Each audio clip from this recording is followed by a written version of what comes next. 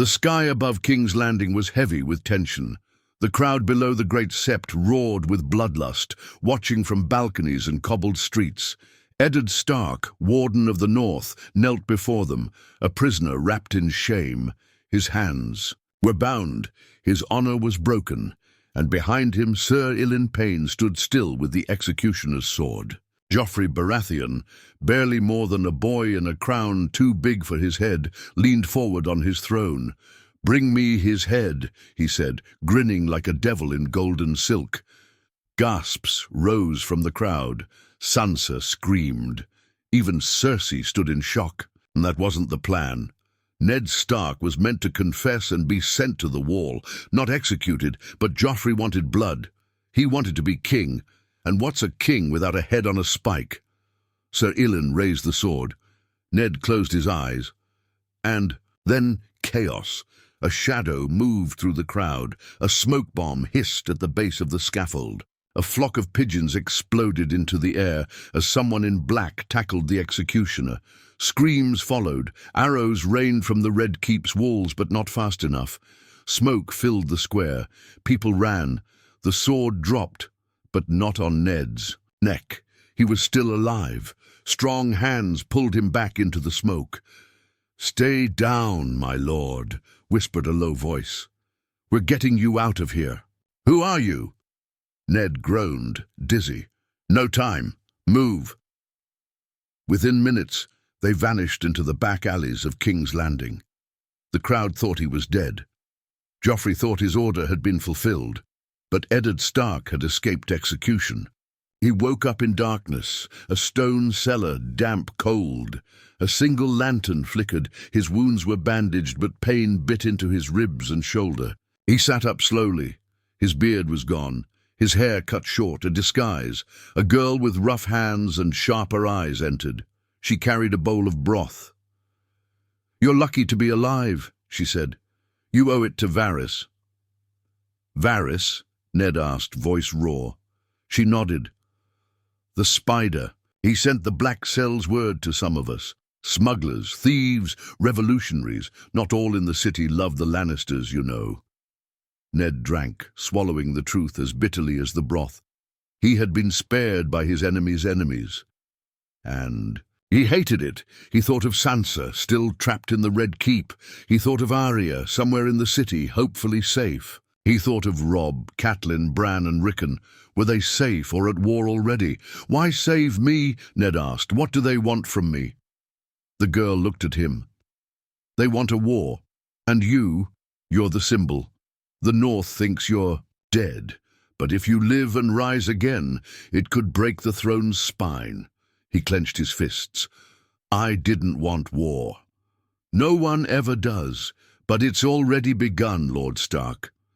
In the days that followed, he moved like a ghost. Through the undercity of King's Landing, the streets reeked of piss and rot. The poor starved, while the Lannisters feasted behind gold and walls. He wore rags and hid beneath a cloak, but he watched, listened, and waited. Varys came to him only once.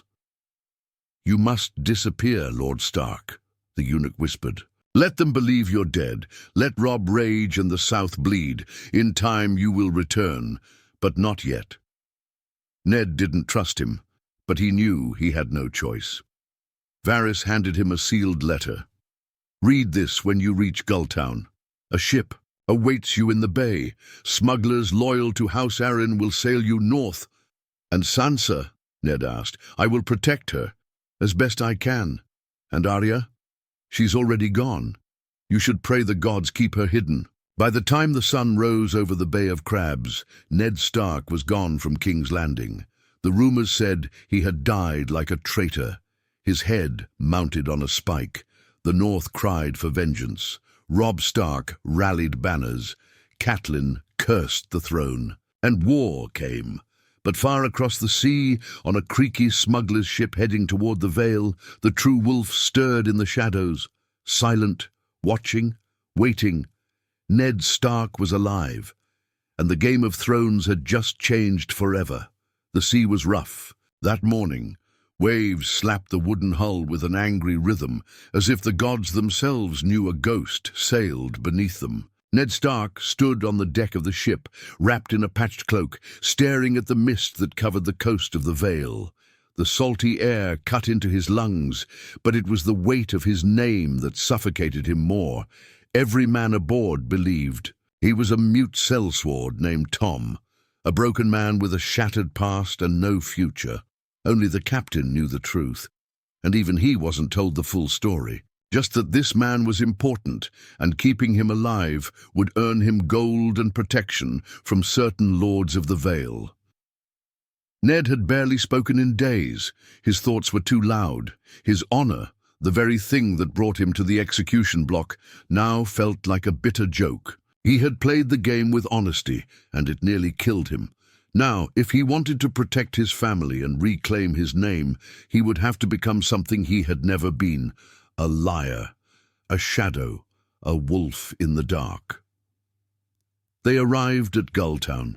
By night, the harbour was quiet, save for a few dockhands and drunk fishermen. Ned walked off the ship with his head down. No Stark banners, no fanfare. Just another broken man in a city that didn't care who lived or died. A man waited for him, near the old lighthouse, middle-aged with a limp and an old scar across his chin. "You're the one they call Tom?" the man asked. Ned nodded. "Come then, we've got a horse waiting."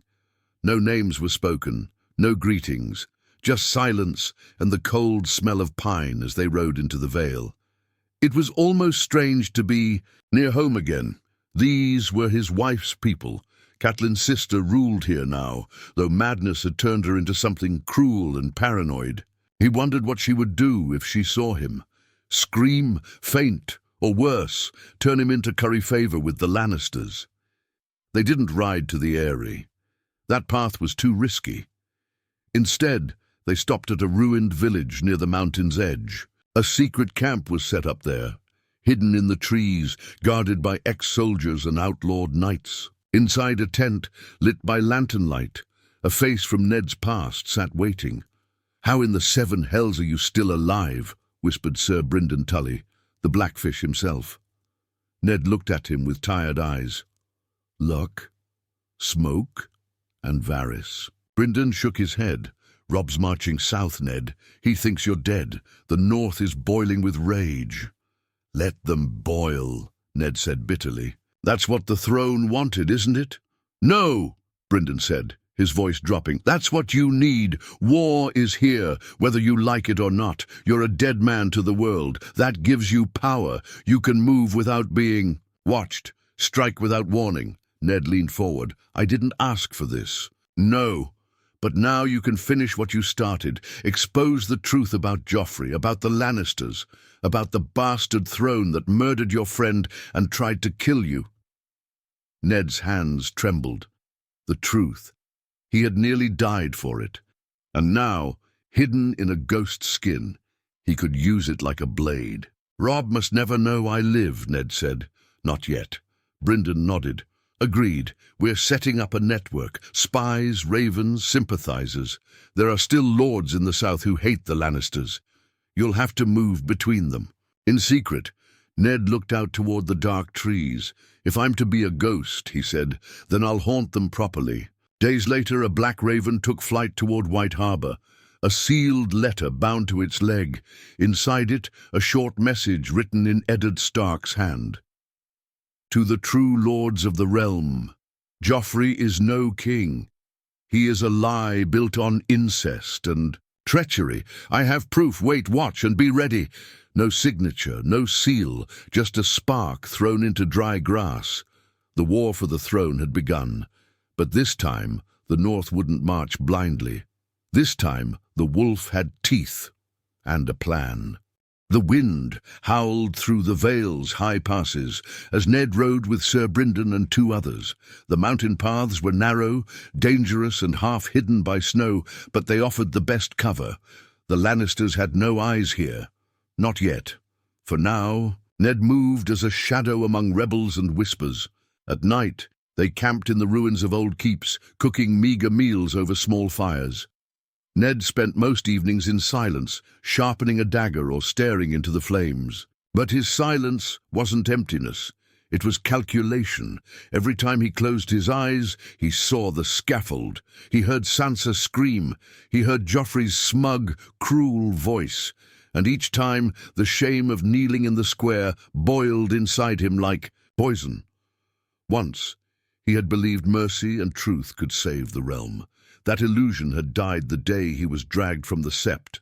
Now, only fire and blood would cleanse it. One morning, Brynden handed him a small chest, no bigger than a book. Inside lay parchments, maps, and seals. Proof, the Blackfish said grimly. Jon Arryn's findings, the work you once tried to finish. Ned's hands shook as he unfolded. The old papers. There it was in ink and bloodlines. Robert's true heirs were not Joffrey, Myrcella, or Tommen. They were bastards, all of them, children of Cersei and Jaime. The line of kings was broken, and the throne sat on a lie. He remembered confronting Cersei in the Godswood, warning her to flee before Robert returned from the hunt. Foolish mercy. She had repaid him with betrayal. I had this once, Ned muttered bitterly. I held the truth in my hand, and it almost killed me. Brynden leaned forward. But now you're dead, Ned. That's your shield. You can spread this quietly, in whispers, in ink and rumor. By the time the Lannisters notice, it will be too late. Ned closed the chest. Then we'll start in the Riverlands. If the Tully banners know the truth, they'll rally Robb faster than Tywin can counter. By the time they reached the Riverlands, the war had already begun to burn. Villages were ash, crops destroyed, refugees crowded the roads.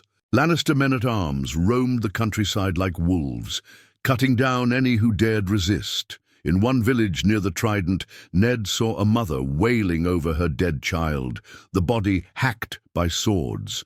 Soldiers laughed in the distance, dragging another woman by her hair. Ned's blood froze. His hands shook with rage. He dismounted. "My lord, wait," Brynden hissed. But Ned didn't listen. He walked straight toward the soldiers, hood pulled low, voice steady. "Let her go." The Lannister men turned, sneering at the ragged figure before them. "Who are you, old man?" one mocked, tightening his grip on the girl. Ned drew the dagger from his belt, the steel gleaming in the weak sunlight. "Her protector." The fight was brutal but short. Ned's movements were slower than in his youth, but precise, cold, and fueled by fury. When it ended, 2 Lannister soldiers lay dead in the mud, their blood soaking the earth. The third fled screaming. The woman and child clung to him, calling him savior, but Ned felt nothing like one. He felt the weight of vengeance pressing harder on his chest. For every child here he saw Bran. For every mother he saw Catelyn. For every corpse he saw his own headless ghost on the Red Keep's walls. Brynden rode up beside him, shaking his head. "You'll draw attention if you keep doing this. They should know fear," Ned growled. "For every life they take, I'll take one back. And when the time comes, the lion will bleed." That night, as they sheltered in an abandoned mill, Brynden spoke again. "You're changing, Ned. You were once a man of mercy. Now you sound like me." Ned stared at the stars through the broken roof. "Mercy is what nearly killed me, what killed Robert, what destroyed Jon Arryn. This realm doesn't deserve mercy. It deserves truth, and if truth must be carried on, the edge of a sword, then so be it." The Blackfish smiled grimly. "Then maybe you'll survive this after all." Ned didn't answer, but deep inside, the wolf in him stirred. Not the noble lord of Winterfell, but something harder, sharper. A wolf that had tasted death and returned. And in the distance, the drums of war beat louder. The Riverlands burned. Everywhere Ned rode with Brynden and his small band. Smoke curled against the sky like black fingers reaching for the heavens. Crops were ruined, fields salted, livestock butchered for sport. The Lannisters were not fighting a war. They were starving a land into surrender. News of Robb's victories spread like wildfire. Whispered in taverns, shouted in secret among villages. The young wolf has won at Whispering Wood. The Kingslayer is a prisoner. The North cheered, But the riverlands bled. Ned kept to the shadows, hood low, his face rarely seen. To the common folk he was just another scarred soldier, a ghost in rags. Only a few knew the truth, and fewer still could be trusted with it. One night, as they camped by the banks of the Red Fork, a rider came, mud-splattered and exhausted. He bore the direwolf sigil. Brynden took him aside while Ned sat in silence, sharpening his blade. When Brynden returned, his face was grave. "Robb calls the banners. River Run is filled with northern lords. They've named him king in the north." The words struck Ned like a hammer. His son, a king.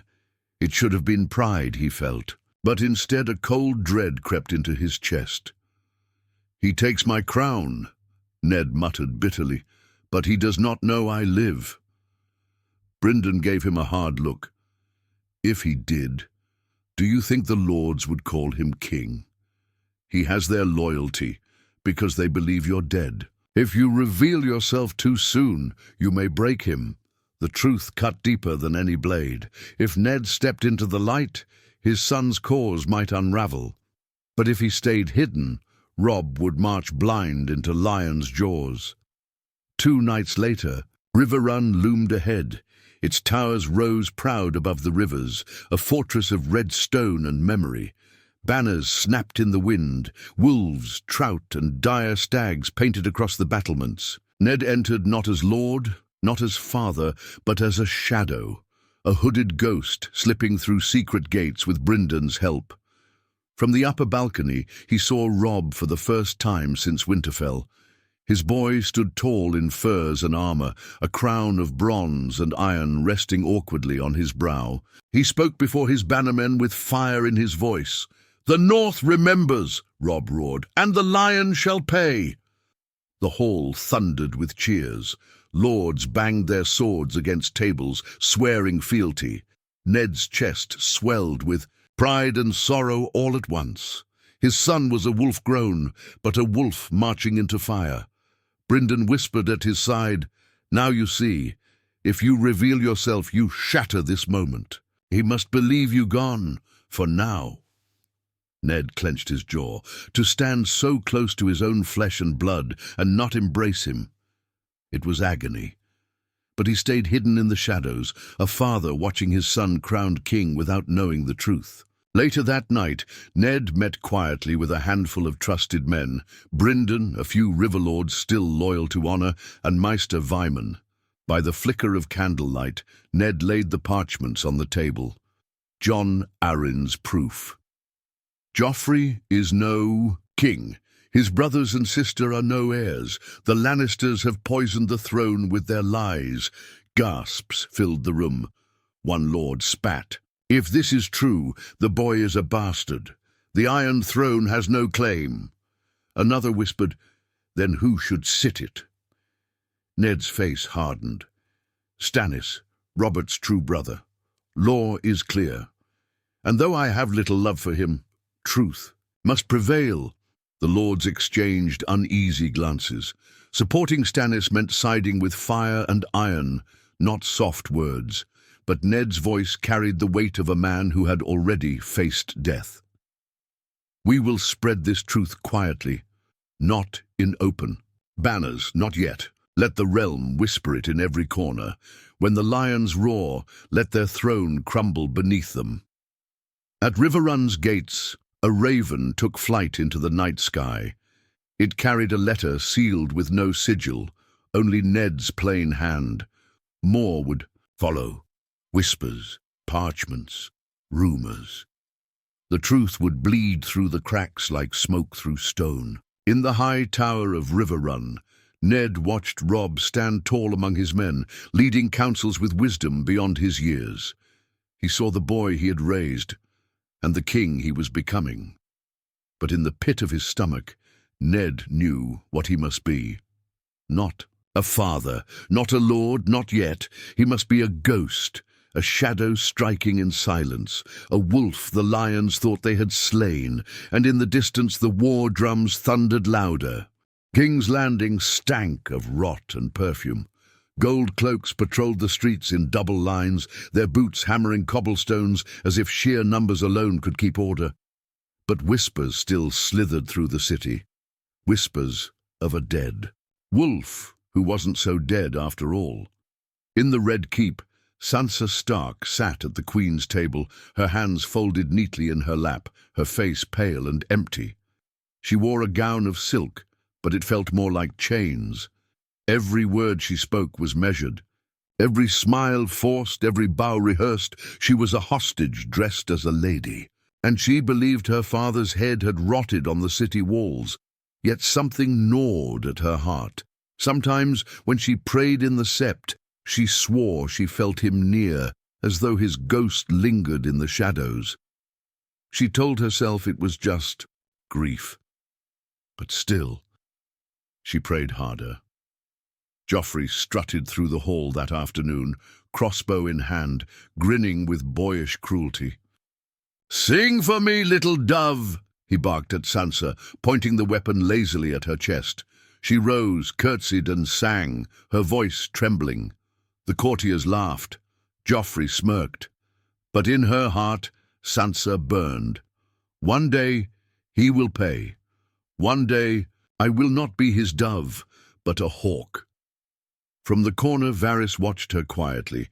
His round face betrayed nothing, but his eyes lingered too long. He knew her pain. More than that, he knew truths Sansa could not. When the Queen dismissed the court, Varys brushed past her and slipped a folded scrap of parchment into her hand. She nearly dropped it, startled. That night, alone in her chambers, she unrolled it by candlelight. The ink was faded, the words brief.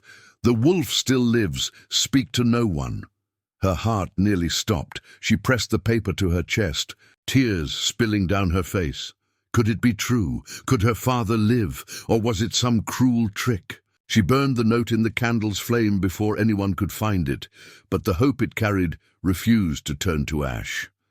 Meanwhile, in the Red Keep's bowels, where rats scurried and stone walls wept with damp, Varys met with his little birds. His whisperers brought news of a hooded man moving through the riverlands, cutting down Lannister soldiers like a wraith, a man who left no name, no sigil, only the bite of steel and the scent of northern vengeance.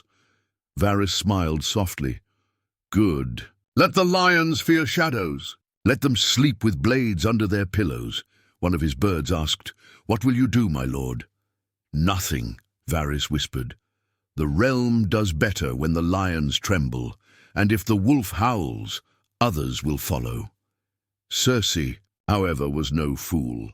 She smelled unrest like a hound scents blood.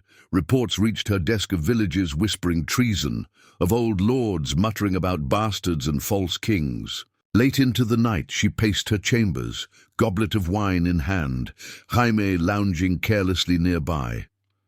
"They whisper too much," she hissed, "and the whispers all sound the same, that Joffrey is no true king." Jaime smirked. "Let them whisper. Whispers don't wield swords." Cersei's eyes flashed.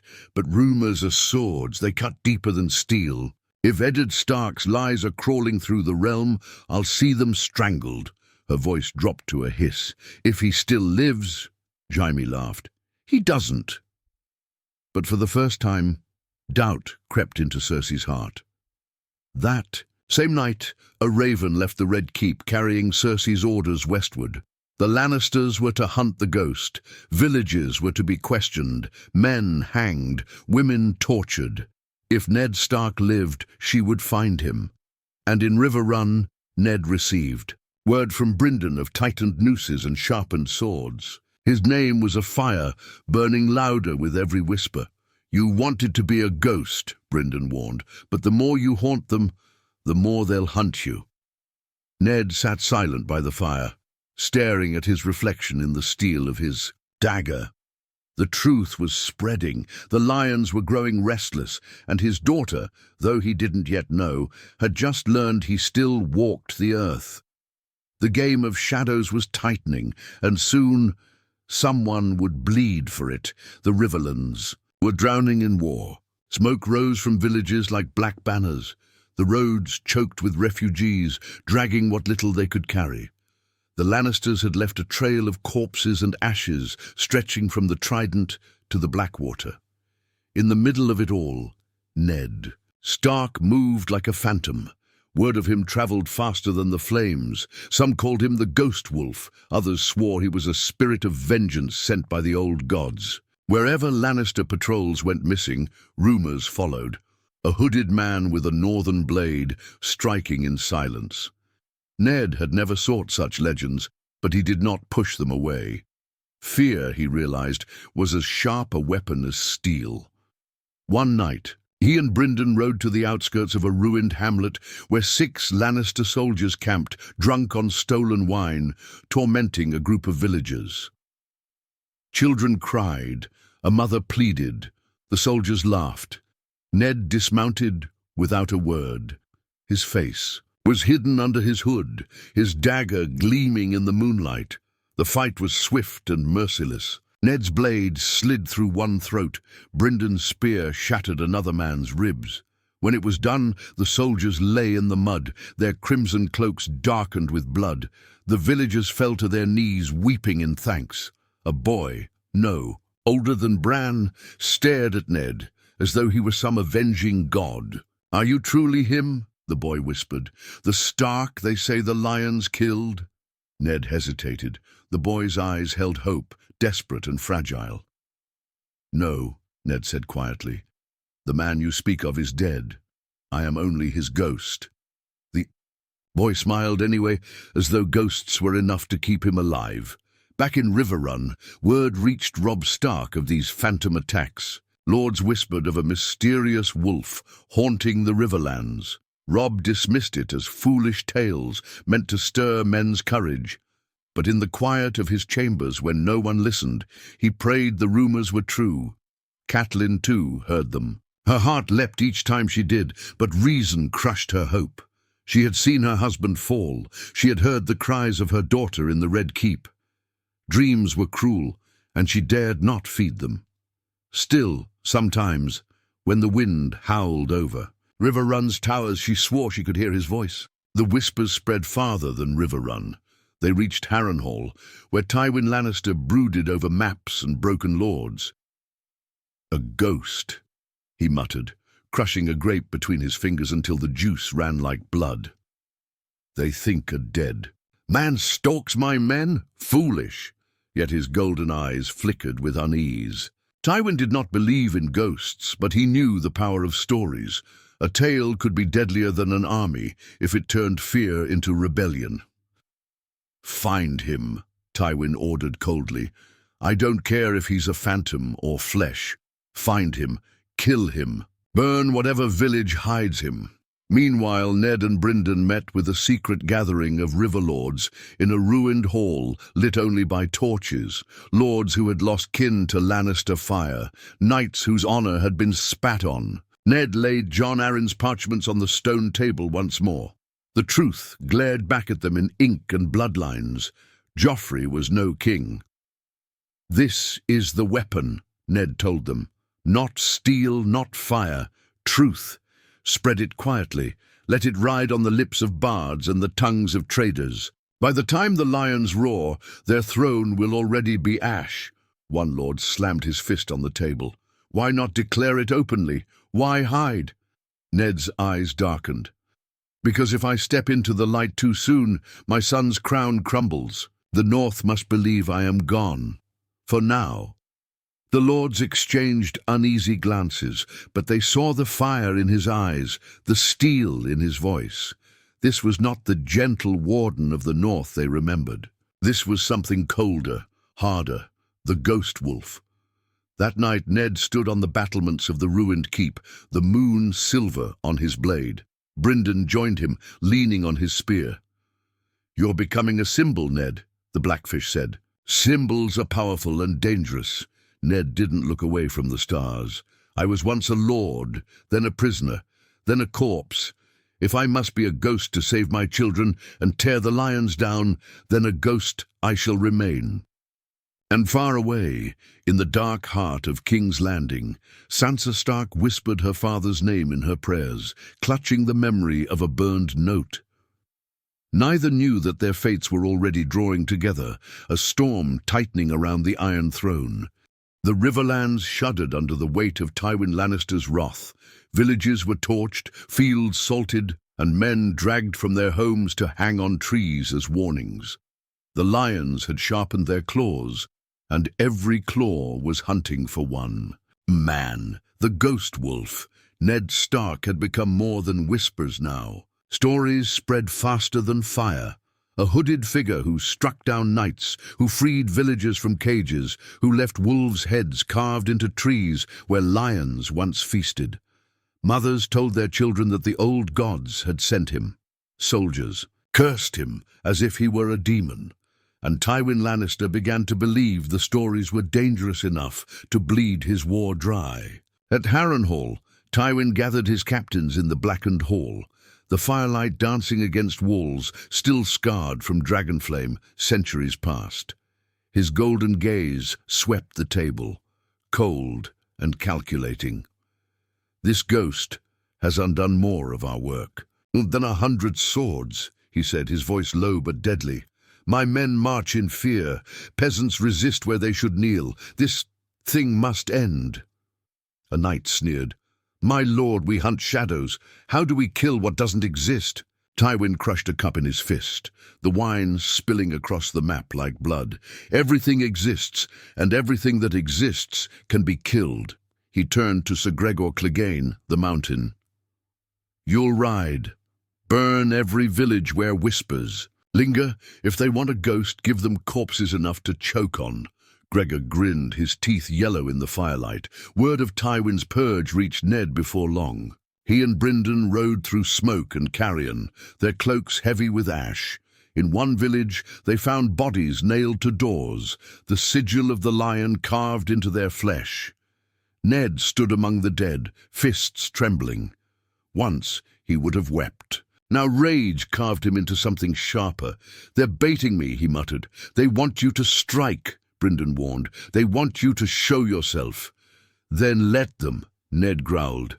His voice carried the weight of death. "Let them see the wolf they thought they killed." That night, under cover of darkness, Ned led a raid on a Lannister camp near the God's Eye. His band was small, barely 24 outlaws and broken men, but they struck with the fury of 100. Tents went up in flames. Horses were loosed into the night. Men were cut down in their sleep. Ned moved through the chaos like a blade in the dark, silent and merciless. When the smoke cleared, the Lannister camp was ash, and tied to a tree, left alive, was one soldier with a message carved into his chest: "The wolf lives." By dawn, the Riverlands were aflame with the words. At River Run, Robb received the tale from scouts. He dismissed the story before his lords, but when he was alone, his hands shook. Could it be true? Could his father live, or was it just another trick of war meant to splinter his strength? Catelyn pressed him gently. "Do you believe it, Robb?" He stared into the hearth. "I want to. Gods, I want to. But if I hope too, much I'll falter. And if it's false, then I'll break." Catelyn said nothing, though her heart ached with the same quiet hope. Meanwhile, in King's Landing, Cersei raged. Reports of the ghost wolf reached even her ears. She drank heavily, pacing her chambers, snapping at courtiers. "It's lies!" she spat. "It must be lies! He is dead! I saw the block! I heard the sword!" But even as she said it, her hands shook. Sansa, silent in the corner, lowered her eyes to hide the faintest flicker of a smile. The note in her memory still burned bright. The wolf still lives, and now even the Queen feared it. On the road near Harrenhal, Tywin's men found the remains of another patrol. 20 dead, throats slit, their banners torn. A single direwolf. Pawprint had been burned into the ground with oil and fire. The ghost wolf was no longer just a whisper. He was a shadow that hunted lions. And Tywin knew he was real. The riverlands groaned beneath the weight of two wars, one fought in banners and steel, and another waged in whispers and shadows. Lords named Robb Stark king in the north, marching with banners high, while behind them, unseen yet ever present, a phantom stalked the fields, striking at the lions in silence. Ned Stark, the Ghost Wolf. By now, his legend had grown too large for secrecy. Peasants prayed to him in the fields. Soldiers muttered his name in the dark. The Lannisters poured fire on villages, trying to smoke him out, but the more they burned, the stronger the whispers grew. And Tywin Lannister, Lord of Casterly Rock, had lost his patience. On a misty dawn, scouts brought word. Tywin's host had camped near Harrenhal, swollen with banners and steel. Thousands strong, their forges clanged through the night. And with them rode the mountain, eager for blood. Brynden studied the reports, his brow furrowed. "He's baiting you, Ned. He wants you to strike. He'll crush you like a fly." Ned looked across the smoky horizon. "If I hide, they'll burn another 100 villages. If I fight, I die. But perhaps—" His voice darkened. "Perhaps. A ghost can do what a lord cannot." Brynden said nothing, but his eyes, sharp as flint, showed a flicker of grim respect. That night, beneath the cover of fog, Ned led his band. No more than 50 men, half of them outlaws, the rest broken. Knights into Tywin's encampment. They moved like shadows, cutting throats, slashing tent ropes, scattering horses. Chaos erupted, fire licked the sky, horns blared, men shouted, and in the heart of the confusion, Ned carved his way through steel and fear until he found himself standing before the mountain. Gregor Clegane towered above him, a beast of a man, blade glinting red with blood. "You're no ghost," the mountain growled. "Just an old wolf waiting to be skinned." Ned said nothing. He raised his sword. The fight was brutal. Steel crashed like thunder. Gregor's strength was monstrous, his blows enough to split shields in two. But Ned was faster, colder, his fury sharpened into precision. He ducked, struck, bled, and struck again. At last, with a desperate thrust, he drove his blade beneath the gaps of the mountain's armor. Gregor roared, staggering back, but still did not fall. He swung wildly, carving the night with rage. Ned barely escaped with his life, retreating into the fog as his men dragged him away, blood dripping from a wound on his shoulder. The mountain lived, but so did the ghost, and that was enough. By morning, Tywin's camp was in shambles. Dozens dead, tents burned, supplies lost. The rumor spread like wildfire. The Ghost Wolf had walked through Tywin's army, fought the mountain, and vanished again. Tywin sat in Harrenhal's blackened hall, jaw tight, golden eyes burning. If Stark lives, then the war is already lost. At Riverrun, the whispers reached Robb and Catelyn again. The boy king said nothing, though his hand clenched around the hilt of his sword. His mother wept in silence, though no one saw. And in King's Landing, Sansa prayed harder than ever. Each night, she dreamed of her father walking through fire, cutting lions apart. She did not know if her hope was truth or madness, but she clung to it like breath. Even Cersei, drinking late into the night, could not rid herself of the fear.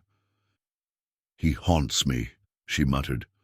"Dead men should not haunt. The living!" Joffrey laughed, but his voice cracked when he ordered more guards at his chamber doors. Weeks later, in a ruined keep near the Trident, Ned Stark sat by the fire, his band scattered, his shoulder still bleeding from the mountain's blade.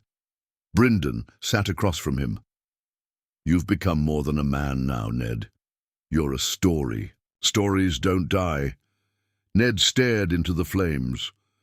"But men do." Brynden leaned forward. "Then stay a ghost.